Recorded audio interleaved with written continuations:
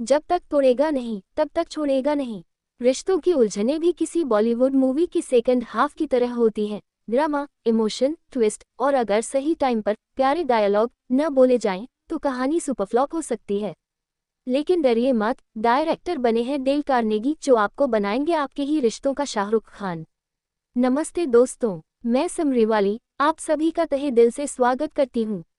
आज हम सीखेंगे लेखक डेल कार्नेगी की जबरदस्त किताब how to win friends and influence people से, यानी कैसे बनाए रिश्तों की BFF वाली बॉन्डिंग और कैसे बने हर मीटिंग में स्टार परफॉर्मर।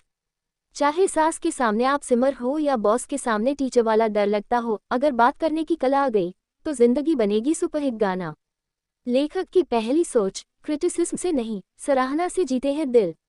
अब सोचिए, आपकी मम्मी कहे कितनी बार बोला है बर्तन धो दिया कर, और दूसरी तरफ वही मम्मी कहे वाह बेटा आज तूने रसोई चमका दी। कौन सा डायलॉग आपको कल फिर बर्तन धोने पर मजबूर करेगा? लेखक कहते हैं लोगों की गलतियों को ऐसे मत पकड़िए जैसे CID में ACP प्रद्युम्न पकड़ता है। सराहना कीजिए दिल से और सच्चाई से। धोनी अगर हर मैच में टीम को डांटते रहते तो क्या कैप्टन कूल कहलाते? लेखक की दूसरी सोच, नाम याद रखना है सुपरपावर। DDLJ का राज, PK का जग्गू, मुन्ना भाई का सर्किट, इन सब का नाम सुनते ही दिल जुड़ जाता है। क्यों? क्योंकि नाम सिर्फ शब्द नहीं होते, वो इंसान की पहचान होते हैं। लेखक बताते हैं कि जब आप किसी का नाम याद रखते हैं और पुकारते हैं, सामने वाले को ऐसा लगता है जैसे शाहरुख ने ट्रेन से हाथ बढ़ा दिया हो।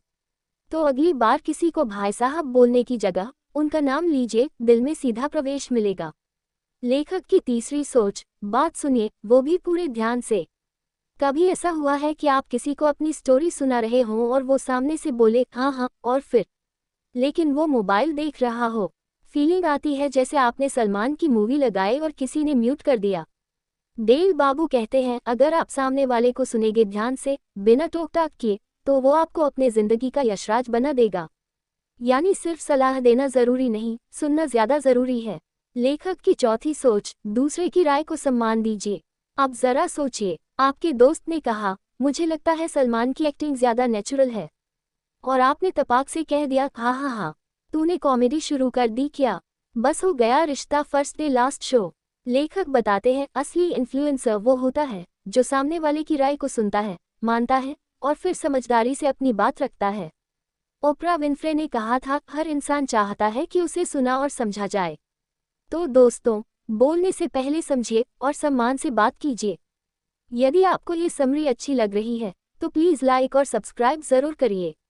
और बताइए, क्या कभी ऐसा हुआ है कि आपने किसी की राय को रिजेक्ट कर दिया और बाद में लगा कि यार वो तो सही कह रहा था? कमेंट में ज़रूर शेयर करिए क्या किया आपने उस समय।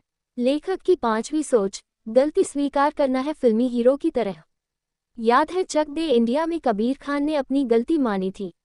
वो सीन सिर्फ फिल्मी नहीं था, वो सिखाता है कि गलती को मानना कमजोरी नहीं, कॉन्फिडेंस की निशानी है।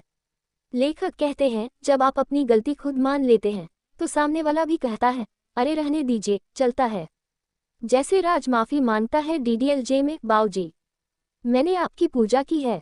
दिल जीतने का यही तरीका है। लेखक की छठी सोच, लोगों में बदलाव लाना है तो उन्हें हीरो बनाएं। कभी अपने छोटे भाई को बोला है तू सबसे तेज रन है, ये काम तुझसे अच्छा कोई नहीं कर सकता, और उसने भागकर आपके लिए गोलगप्पे ला दिए।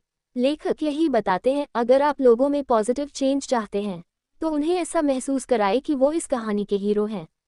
कॉन्फिडेंस दीजिए, मोटिवेशन दीजिए और फिर देखिए कैसे वो भी अपने गोल पूरा करते हैं जैसे PV सिंधु ने ओलंपिक्स में किया था। लेखक की सातवीं सोच, साफ दिल से तारीफ करो, जरूरत से नहीं जज्बे से।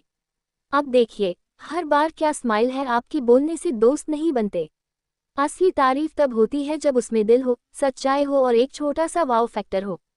जैसे मुन्ना भाई की जादू की झपटी, बिना स्वार्थ के, सीधे दिल से।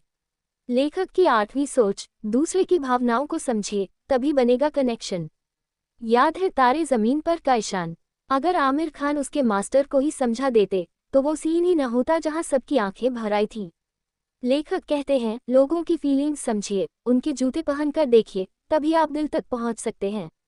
यही है इमोशनल इंटेलिजेंस का सुपर पावर जो हर रिश्ते में रंग भरता है। लेखक की नौवीं सोच, रिश्तों में जीतने के लिए बहस नहीं, समझदारी चाहिए।